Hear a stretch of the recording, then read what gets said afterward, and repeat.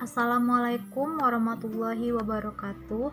Perkenalkan, saya Valentina Wulandari, BP 19 10 53 60 29, dari kelas A1 Seminar Akuntansi Keuangan Jati.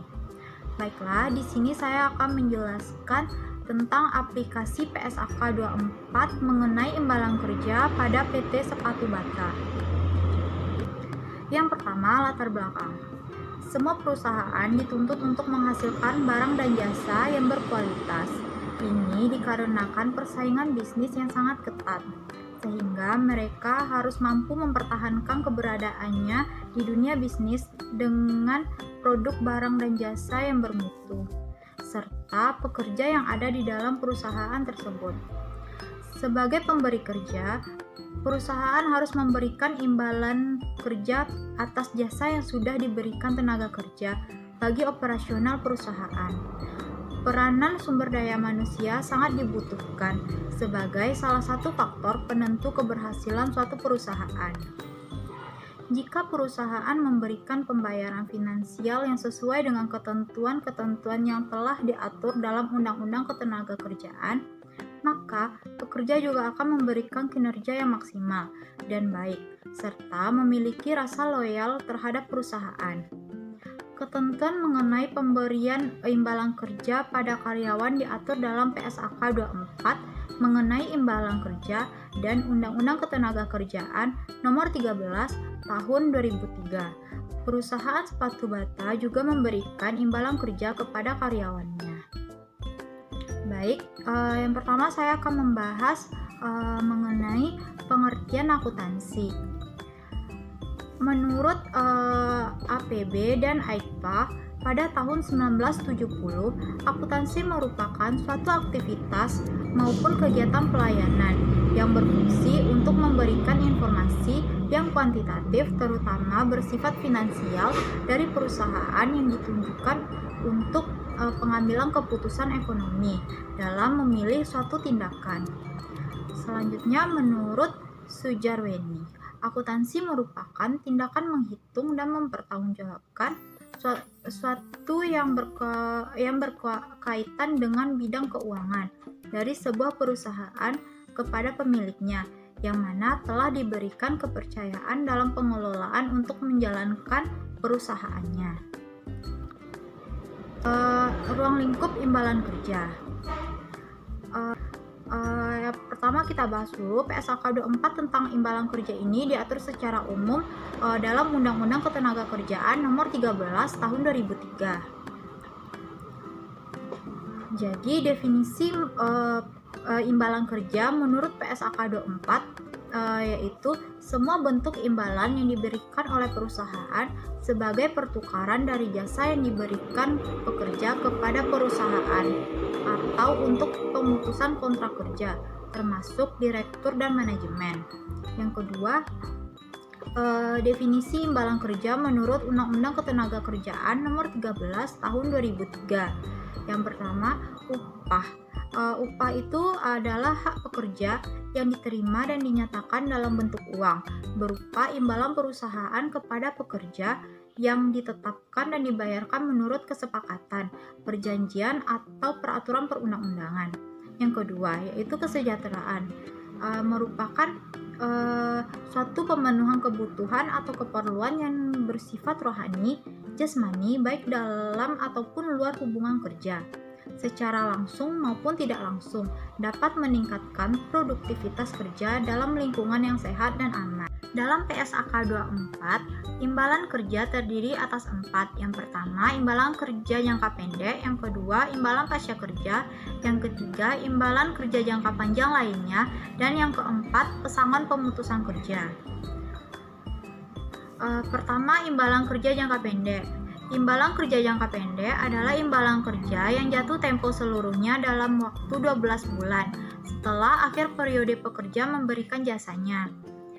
Imbalan kerja jangka pendek ini terdiri atas upah, gaji, dan iuran jaminan sosial. Lalu cuti berimbalan jangka pendek, utang bagi laba dan utang bonus, dan yang terakhir imbalan non moneter untuk pekerja. Yang kedua, imbalan pasca kerja. Imbalan pasca kerja adalah imbalan kerja yang terutang setelah pekerja menyelesaikan masa kerjanya. Contoh imbalan pasca kerja, yang pertama imbalan pensiun, yang kedua imbalan asuransi jiwa pasca kerja, yang ketiga imbalan kesehatan pasca kerja. Imbalan pasca kerja yang tercantum di Perundang-undangan Ketenagakerjaan adalah imbalan pensiun, meninggal dunia, disabilitas, dan mengundurkan diri. Imbalan pasca kerja terdiri dari tunjangan purnakarya seperti pensiun. Yang kedua, imbalan pasca kerja lain seperti asuransi jiwa pasca kerja dan tunjangan kesehatan pasca kerja. Program imbalan pasca kerja dapat dikelompokkan menjadi dua. Yang pertama, program iuran pasti dan program imbalan pasti. Bentuk program yang pertama, program multi pemberi kerja, program imbalan pasti yang membagi risiko antar berbagai entitas sepengendali. Yang ketiga, program jaminan sosial, dan yang terakhir imbalan yang dijamin. Yang ketiga yaitu imbalan kerja jangka panjang lainnya. Imbalan kerja jangka panjang lainnya adalah imbalan kerja selain imbalan pasca kerja dan pesangon pemutusan kerja. Imbalan kerja jangka panjang lainnya terdiri atas yang pertama, ketidakhadiran jangka panjang yang dibayarkan seperti cuti besar atau cuti sabatikal. Yang kedua, penghargaan masa kerja atau imbalan jasa jangka panjang lain. Yang ketiga, imbalan cacat permanen. Dan yang keempat, bagi laba dan bonus. Terakhir, remunerasi tangguhan. Yang terakhir yaitu pesangon.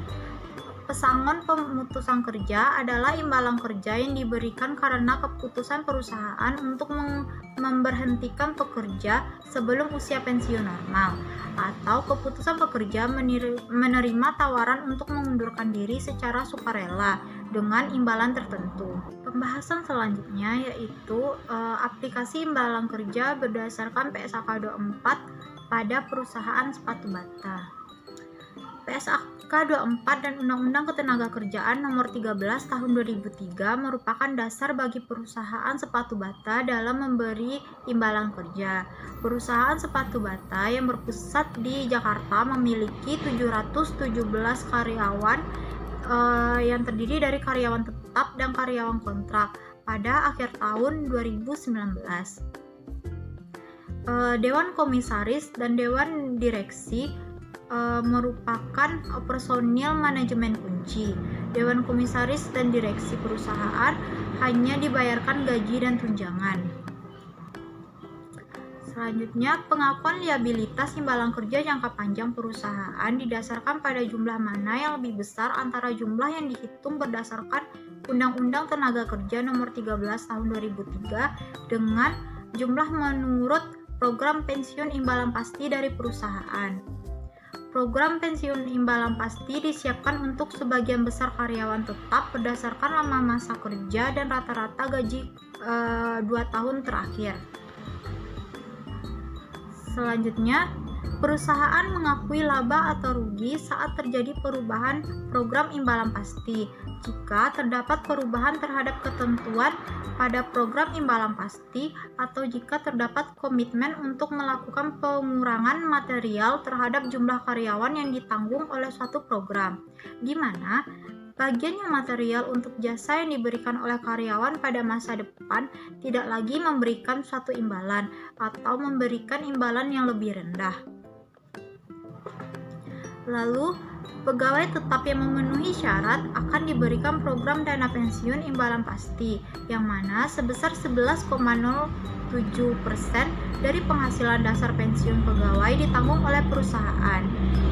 Dana pensiun dikelola oleh Dana Pensiun PT Sepatu Bata yang pendiriannya telah disetujui oleh Menteri Keuangan. Perusahaan juga mencatat liabilitas imbalan kerja untuk memenuhi imbalan minimum yang diwajibkan untuk dibayar kepada pegawai.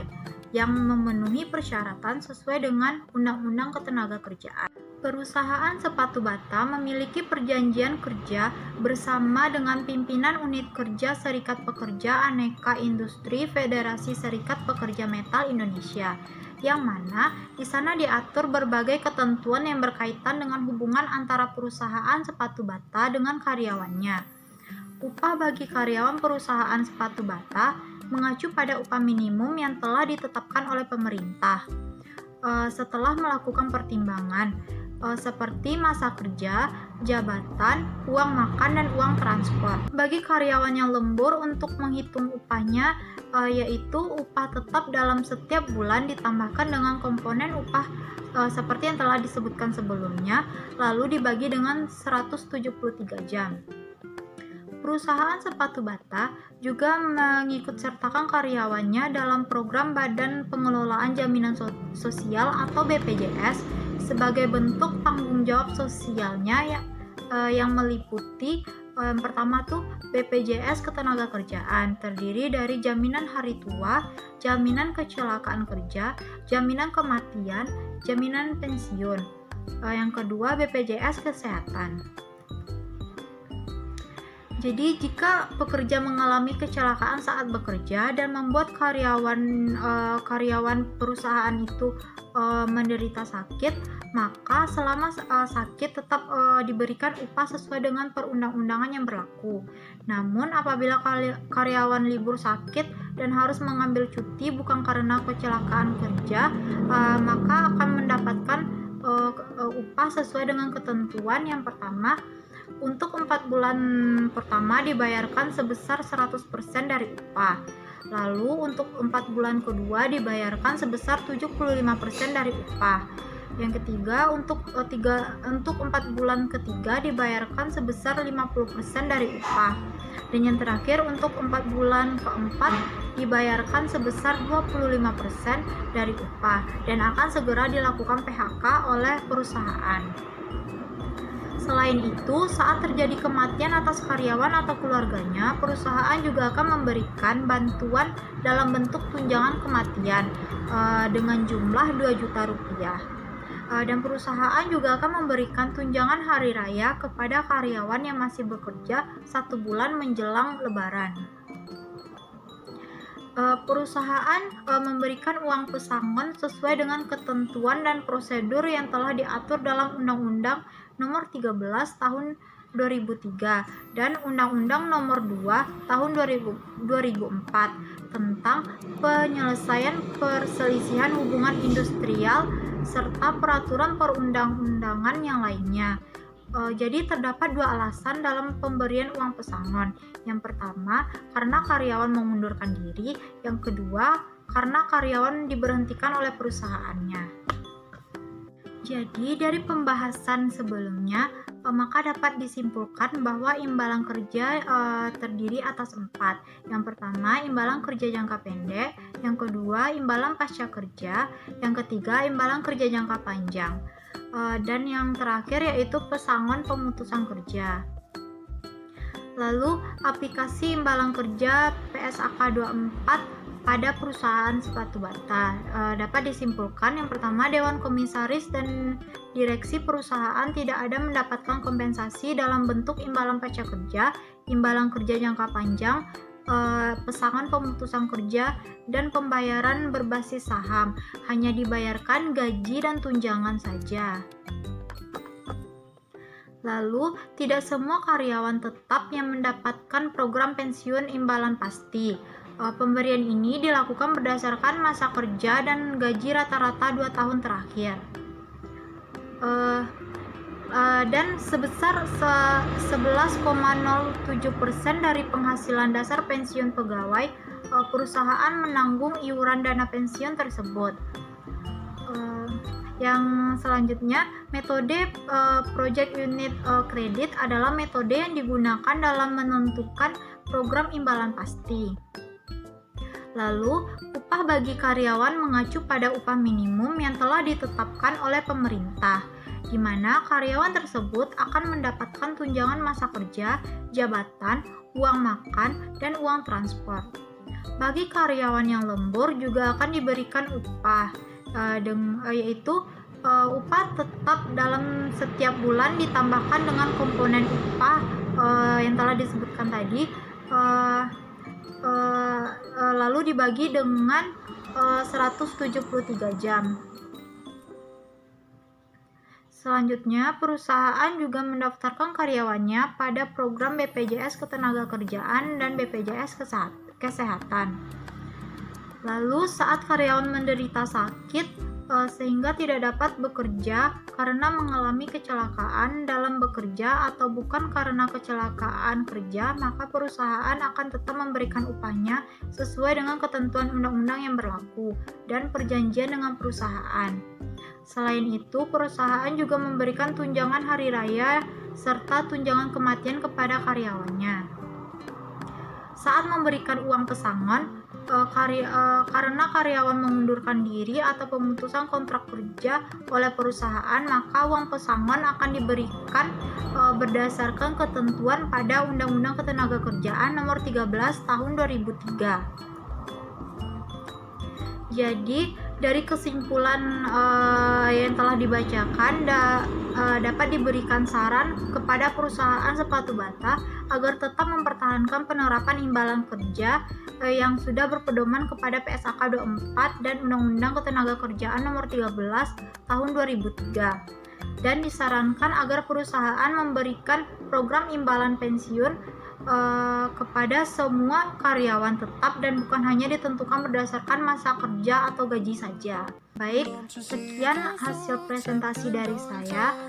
Jika ada kata-kata yang salah, mohon dimaafkan. Assalamualaikum warahmatullahi wabarakatuh.